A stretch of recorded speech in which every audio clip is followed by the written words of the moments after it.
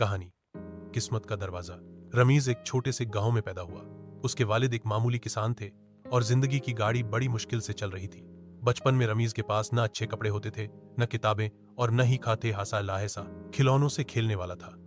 मगर उसकी आंखों में सपने बहुत बड़े थे। वह अक्सर आसमान को देखकर कहता, एक दिन मैं भी कुछ बहा बनूंगा। रमी पाई में होशियार था। गांव के उस्ताद ने उसकी बुद्धिमत्ता को पहचान लिया और उसकी मदद की। रमीज ने वजीफे पर शहर के कॉलेज में दाखिला लिया। दिन को वह फैक्ट्री में काम करता और रात को पढ़ता। कई बार वह थक कर गिर पड़ता, मगर हिम्मत नहीं हारता। एक दिन उसने इंटरनेट पर ऑनलाइन बिजनेस के बारे में पढ़ा। उसने छोटे पैमाने पर कपड़े बेचने का काम शुरू किया। इब्तिदा में उसे नुकसान हुआ, लोग मजाक उड़ाते थे, लेकिन रमीज ने हौसला नहीं छोड़ा। वह सीखता गया और अपनी गलतियों से सबक लेता गया। कुछ महीनों में उसका 2 साल के अंदर इसका ब्रांड पूरे देश में मशहूर हो गया।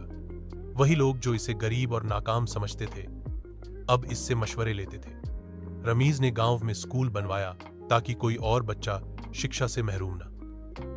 एक दिन एक पत्रकार ने उससे पूछा, तुमने सब कुछ कैसे प्राप्त किया? रमीज मुस्कुराया और बोला, गरीबी कोई शर्म की बात नहीं, मगर ख्वाब देखना छोड़ देना गलत है। मैंने बस हार मानने से इनकार कर दिया।